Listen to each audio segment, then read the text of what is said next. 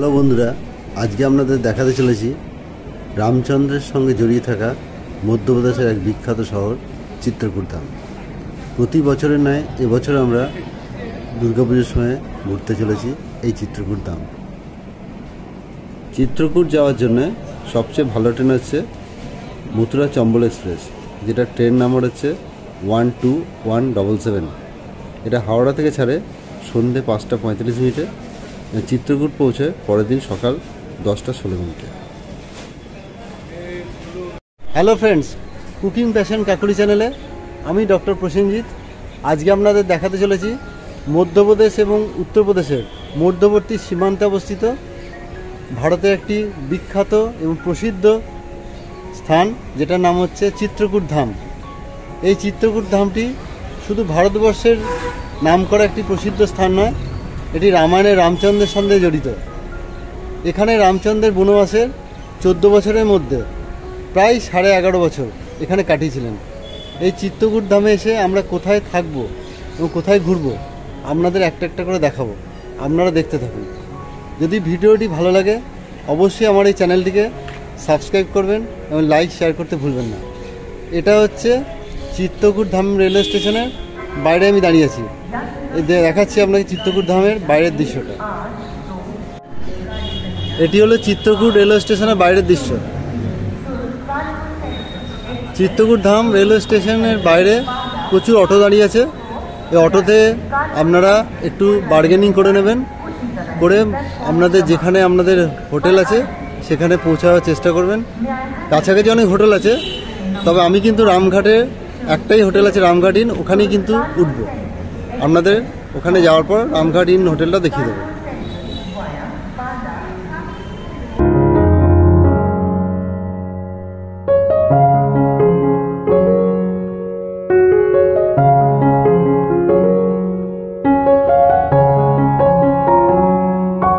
মন্দাকিনী নদীর তীরে অবস্থিত আমাদের হোটেল রামঘাট ইন। এই হোটেলটা আপনাদেরকে আমি দেখাচ্ছি রাতের বেলায়, তার কারণ দিনের বেলার থেকেও রাতের বিউটিটা কিন্তু আরও সুন্দর। এই হোটেলটা খুবই পরিষ্কার পরিচ্ছন্ন, নিচে খাবারের ব্যবস্থা আছে। আপনারা মনে করলে এখানেও খেতে পারেন বা বাইরেও খেতে পারেন। আমি যদিও আপনাদের সকালবেলাতেও একটা ভিডিও করে দেখাবো, আপনারা দেখতে থাকুন।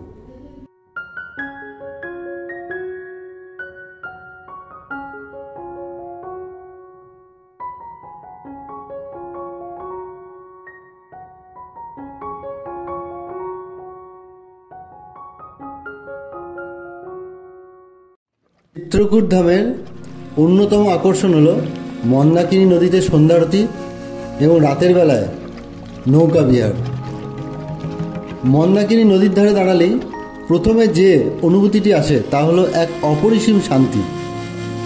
নদীর জলের কলকল ধ্বনি, ঘাটে বসে থাকা সাধু সন্ন্যাসীদের জপমালা ঘোরানোর শব্দ, আর চারিদিকে ধূপ ধুনোর গন্ধ, সব মিলিয়ে মনে হয় আপনি যেন এক দেবভূমিতে এসে পৌঁছেছেন। নৌকায় পা রাখতেই জলের হালকা দোলায় মনে হয় অদৃশ্য কোনো দেবশক্তি আপনাকে আলতো করে স্বাগত জানাচ্ছে। নৌকো ধীরে ধীরে ঘাট ছাড়লে দেখা যায় একদিকে রামঘাট, অন্যদিকে প্রাচীন মন্দির, যেগুলোকে ঘিরে অসংখ্য পুরাণ কথা। মাঝি নৌকা চালাতে চালাতে অনেক সময় রাম সীতা লক্ষ্মণ ও ঋষি অত্রির গল্প শোনান। নদীর বুক পেরিয়ে যেতে যেতে মনে হয় আপনি যেন নিজেই সেই পুরাণের পাতায় ভেসে চলেছেন।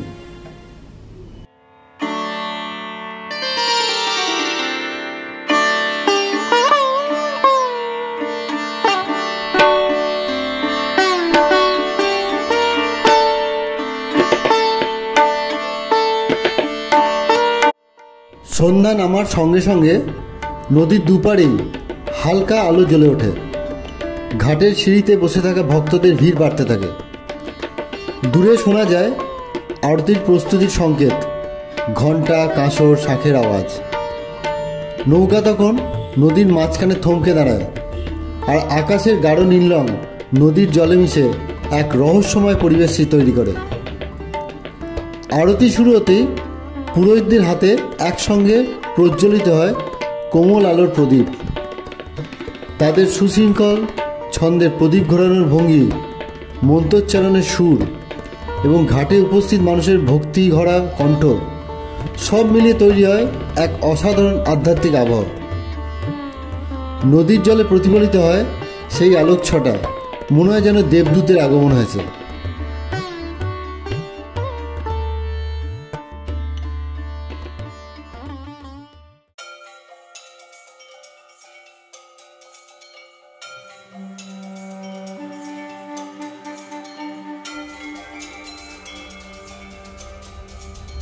নৌকা থেকে আরতি দেখা এক অনন্য অভিজ্ঞতা।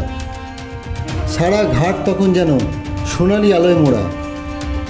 নদীর জল, আলো আর ধোঁয়ার মিশেলে এক রহস্যময় আভা ছড়ায়। ভক্তদের সমবেত প্রার্থনা শুনে মনে হয় হৃদয় আরও শান্ত হয়ে উঠেছে। নৌকার দোল আর ঠান্ডা হাওয়া পুরো পরিবেশকে করে তোলে আরও স্বপ্নময়। আরতি শেষে অনেক ভক্ত নদীতে ছোট ছোট প্রদীপ ভাসিয়ে দেন। সেই ভাসমান প্রদীপগুলো রাতের নদীর বুকে যেন তারা হয়ে জ্বলতে থাকে। নৌকা ফিরে আসার পথে সেই আলোক ছটার সঙ্গে নদীর ঢেউ মিশে তৈরি করে এক অপূর্ব দৃশ্য, যা চোখে দেখার মতো এবং মনে রাখার মতো।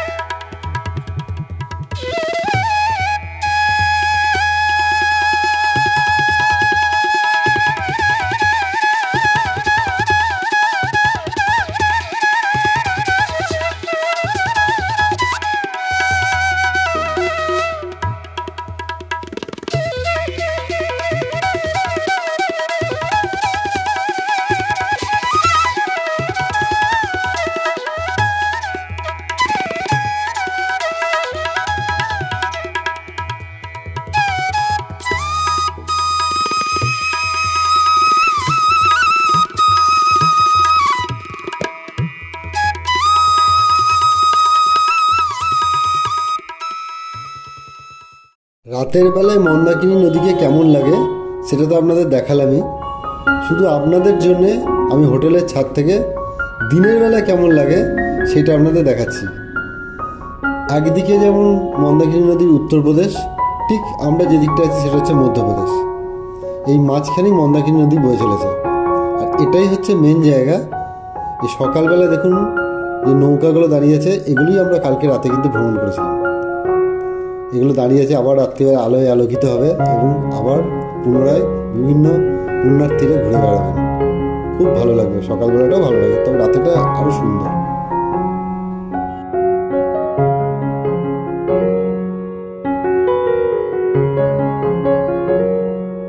হ্যালো বন্ধুরা, আজকে আপনাদের দেখাবো চিত্রকূট ধামের কিছু লোকাল টুরিস্ট স্পট। আজকে আমরা সকালবেলা একটু তাড়াতাড়ি ঘুম থেকে উঠে পড়েছি, যেহেতু অনেক কিছু দেখার আছে, কারণ দেখতে সময় লাগবে। প্রথমে খাওয়া দাওয়া একটু করে নিলাম, তারপরে চান টান করলাম। এবার আপনাদের একটা একটা করে স্পটগুলো দেখাবো, আপনারা আমাদের সঙ্গে থাকুন। প্রথমে আমরা যে জায়গাটি আপনাদের দেখাবো সেটা হচ্ছে আরোগ্যধাম, যেটা রামঘাট থেকে মোটামুটি 3 কিলোমিটার দূরত্ব এবং যেতে সময় লাগে জাস্ট 15 মিনিট। চলুন প্রথমে এই জায়গাটা দেখিয়ে দিই।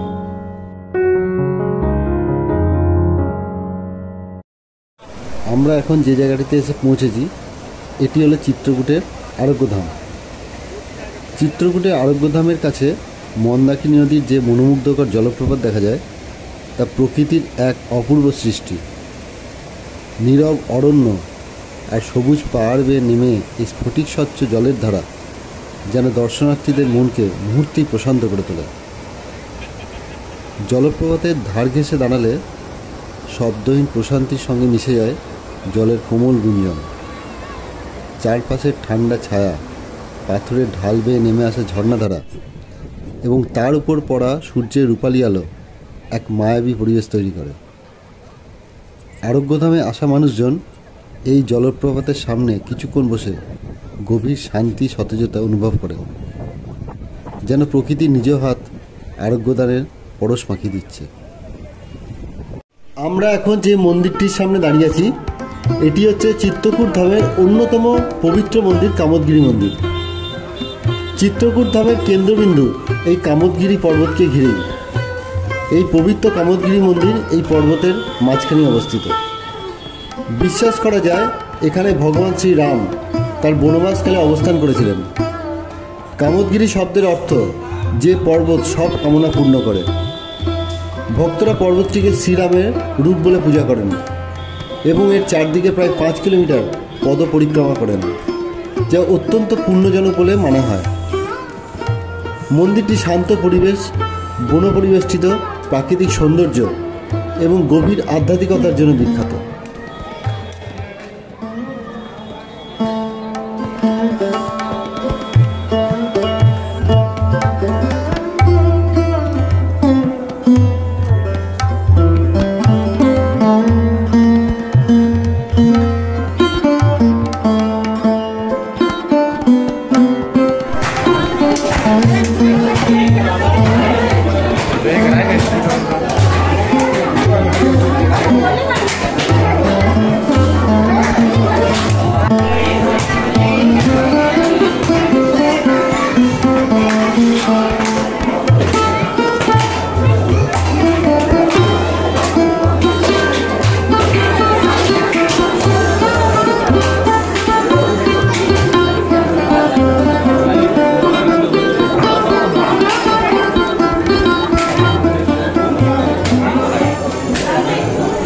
কামদগিরি দেখার পর আমরা যে জায়গাটিতে এসেছি সেটি হচ্ছে রামদর্শন।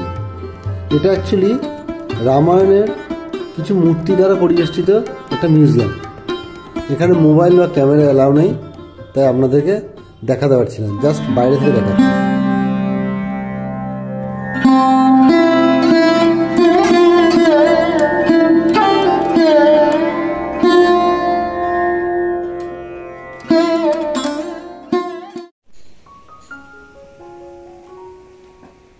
রাম দর্শন দেখার পর আমরা যে জায়গাটি আপনাদেরকে দেখাবো সেটি হচ্ছে স্ফটিক শিলা। কথিত আছে রামচন্দ্র বনবাসকালে এখানে ভাতা লক্ষ্মণকে নিয়ে এবং স্ত্রী সীতাকে নিয়ে এখানে বসতেন। এই স্ফটিক শিলাটি হাত দিলেই বুঝতে পারবেন খুব ঠান্ডা। আর এখানকার যে কাহিনীটা সেটা আপনাদেরকে এখানকার পুরোহিত বলে শোনাবে। হয়তো আপনারা বইয়ে পড়ে থাকবেন, তবু একবার পুরোহিতের মুখ থেকে একবার শুনে নিন, শুনতে ভালোও লাগবে।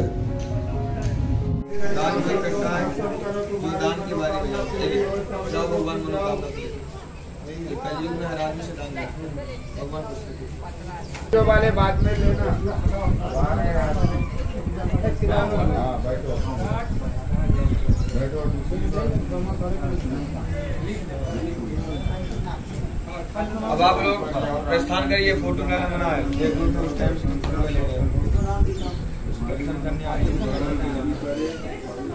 है। राम जी का बाया पर का है, जाओ जाओ जल्दी आवे। जो रहेगा इस पत्थर में बैठने के बाद ऊपर बैठा टाइम मार जो आने वाले थोड़ा जल्दी आवे।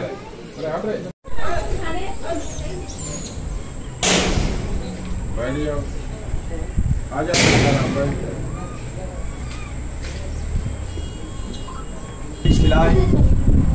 जोगन ऐसा पत्थर हमारे पूरे चित्रकूट में है।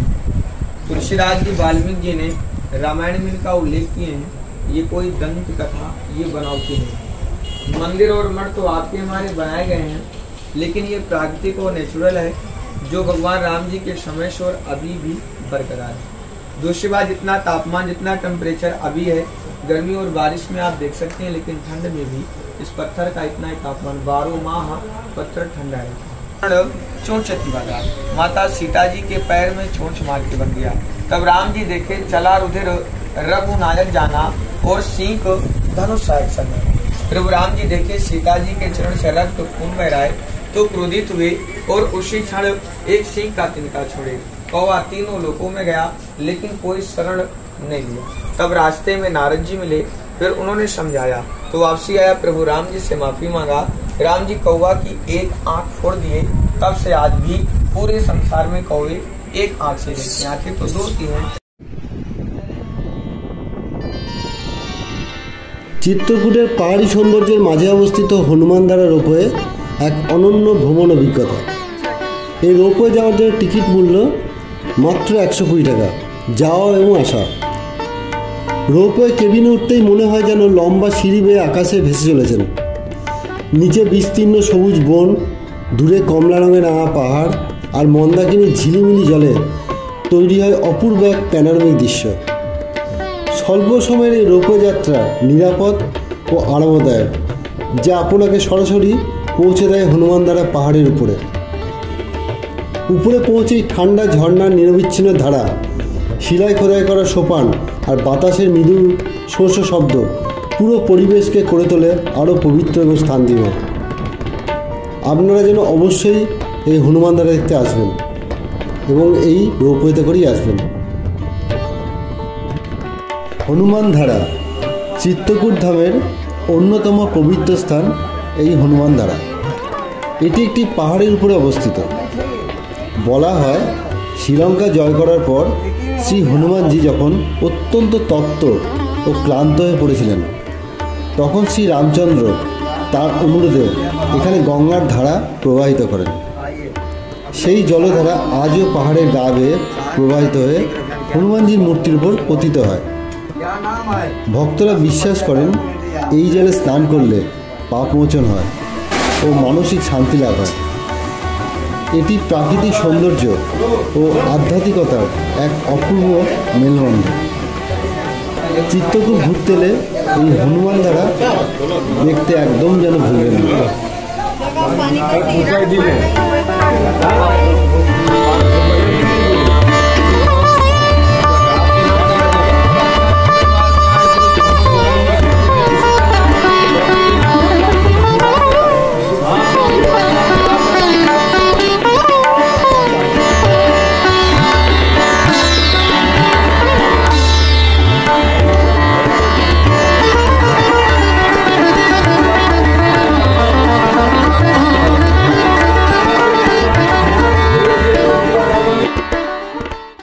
হনুমানধারা দেখার পর চিত্রকূট ধামের অন্যতম জনপ্রিয় এবং দর্শনীয় স্থান আমরা এবার দেখব, যেটার নাম হলো গুপ্ত গোদাবরী। এই হনুমানধারা থেকে গুপ্ত গোদাবরীর দূরত্ব মোটামুটি 14 কিলোমিটার এবং গাড়িতে সময় লাগে 25 মিনিট থেকে আধ ঘন্টা। চলুন এবার গুপ্ত গোদাবরীটা আপনাদেরকে দেখাবো।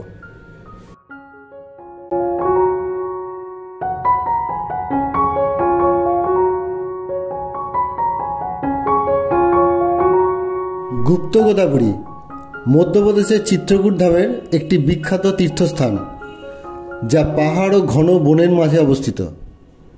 এটি দুটি প্রাকৃতিক গুহা নিয়ে গঠিত, যেখানে গুহার ভিতর দিয়ে ঠান্ডা ও স্বচ্ছ জলধারা প্রবাহিত হয়।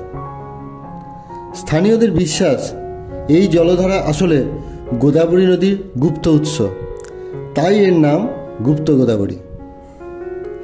হিন্দু পুরাণ অনুযায়ী ভগবান শ্রী রাম ও লক্ষ্মণ তার বনবাসের সময় এখানে কিছুদিন অবস্থান করেছিলেন। প্রথম গুহায় দুটি পাথরের আসন দেখা যায়, যা রাম ও লক্ষ্মণের সিংহাসন নামে পরিচিত। আর দ্বিতীয় গুহাটি সরু, অন্ধকারাচ্ছন্ন এবং হাঁটু পর্যন্ত ঠান্ডা জলে ভরা।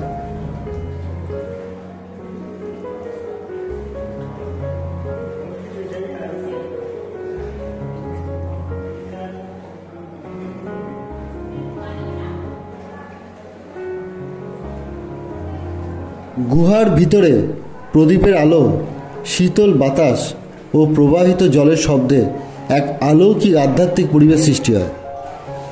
ভক্তরা এখানে প্রদীপ জ্বালিয়ে প্রার্থনা করেন, পবিত্র জলে স্নান করেন এবং রাম ভক্তির অনুভূতি লাভ করেন। প্রতি বছর অসংখ্য তীর্থযাত্রী ও পর্যটক এখানে আসেন চিত্রকূট দর্শনের সঙ্গে গুপ্ত গোদাবরীর ঐশ্বরিক সৌন্দর্য উপভোগ করতে। আপনাদের কাছে আমার এটাই বলার যে চিত্রকূট ঘুরতে এলে অবশ্যই এই গুপ্ত গোদাবরী দেখতে আসবেন।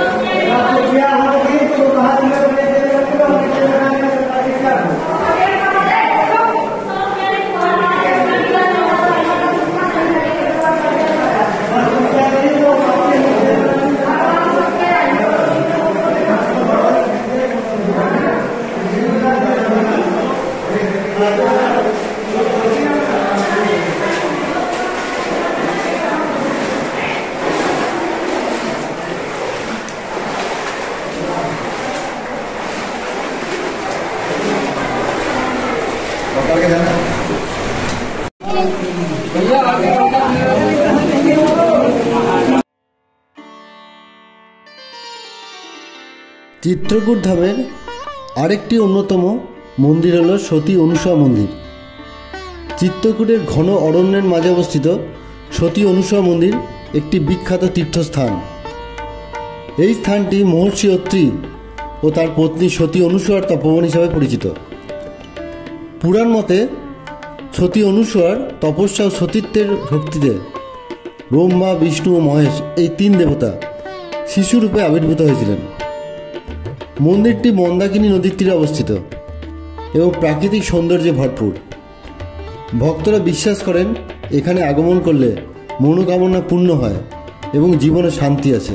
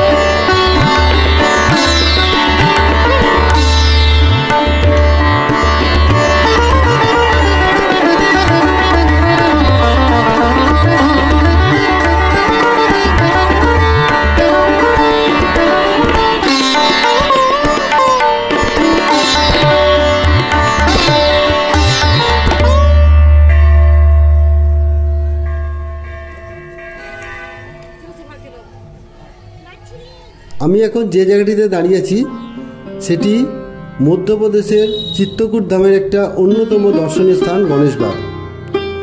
পেশোয়া যুগে নির্মিত এই রাজকীয় উদ্যানটি তার প্রাচীন স্থাপত্য, সবুজে ঘেরা পরিবেশ এবং আধ্যাত্মিক আবহাওয়ার জন্য বিশেষভাবে বিখ্যাত। গণেশবাগের ভেতরে দেখা যায় লাল বেলেপাথরের প্রাসাদ সদৃশ্য স্থাপনা, খিলানাকৃতি দরজা জানালা, অলঙ্কৃত স্তম্ভ ও প্রাচীন কোঠি, যেগুলো আজও অতীতে রাজকীয় ঐতিহ্যের গল্প বলে। এখানকার বিস্তীর্ণ সবুজ বাগান, গাছপালার সারি, নীরব পরিবেশ এবং হালকা বাতাস ভ্রমণকারীদের মনকে তৎক্ষণাৎ শান্ত করে তোলে। প্রকৃতিপ্রেমী ফটোগ্রাফির শৌখিনদের জন্য এই স্থানটি বিশেষভাবে আকর্ষণীয়। গণেশবাগের সবচেয়ে উল্লেখযোগ্য অংশ হল এর প্রাচীন শিব মন্দির, যেখানে শিবলিঙ্গ প্রতিষ্ঠিত আছে। মন্দিরের আধ্যাত্মিক পরিবেশ ও প্রাকৃতিক নীরবতা ভক্তদের এক অপূর্ব প্রশান্তি এনে দেয়। চিত্রকূট ভ্রমণের পথে গণেশবাগ এমন একটি স্থান যেখানে ইতিহাস, প্রকৃতি ও আধ্যাত্মিকতার অনন্য সমন্বয় অনুভব করা যায়। চিত্রকূট দেখতে এলে অবশ্যই যেন গণেশবাগ দেখবেন।